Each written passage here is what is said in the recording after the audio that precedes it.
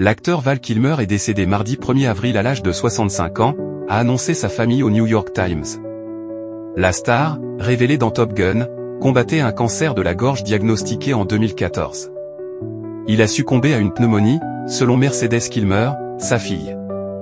Sa dernière apparition à l'écran en 2022, dans Top Gun, Maverick, arrachait une larme au plus endurci des pilotes de chasse le temps d'une scène.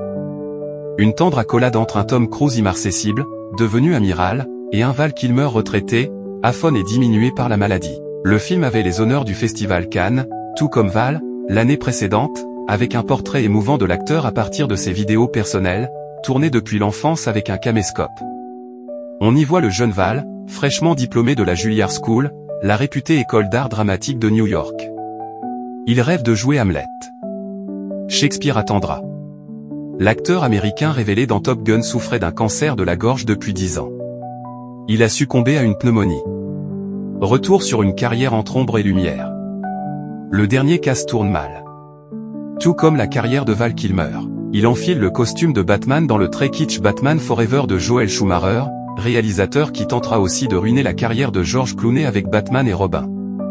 Dans la foulée, l'île du docteur Moreau de John Frankenheimer permet à Kilmer de donner la réplique à l'idole de sa jeunesse, Marlon Brando.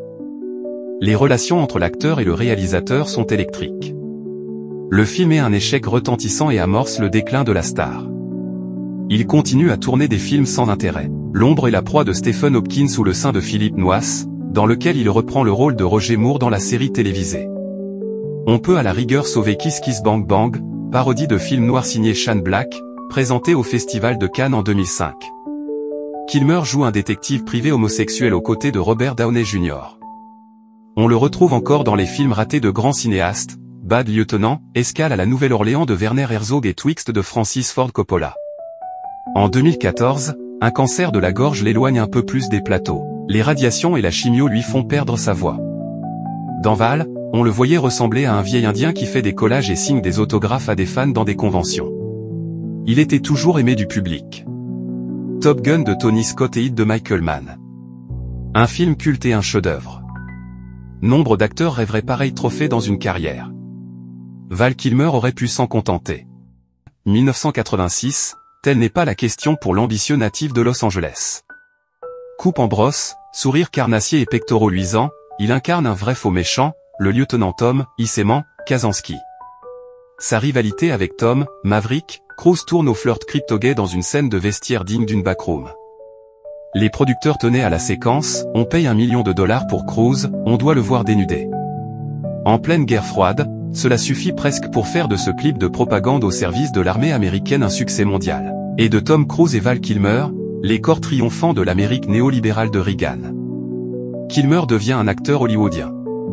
Il est Mad Martigan, mercenaire au secours d'un nain, Peck, dans Willow de Ron Howard. Il campe un agent du FBI à moitié sioux qui enquête sur un meurtre dans une réserve indienne dans Cœur de tonnerre de Michael Apted.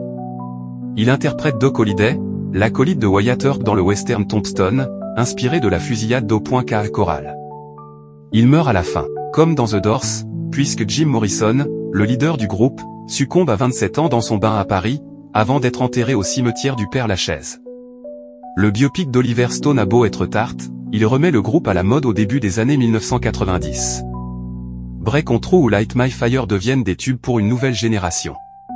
Son plus beau rôle, pas si secondaire, Val Kilmer le doit à Hit, 1995. Le polar de Michael Mann réunit deux monstres sacrés, Robert De Niro, le braqueur, et Al Pacino, le flic. À la fois film de hold-up, incroyable scène de guérilla urbaine dans les rues de Los Angeles, et drame intimiste, avec la jeune Nathalie Portman en belle-fille d'Al Pacino, Hit devient dès sa sortie un classique. Je considère Hit plus comme un drame qu'un polar, explique d'ailleurs le réalisateur 20 ans plus tard.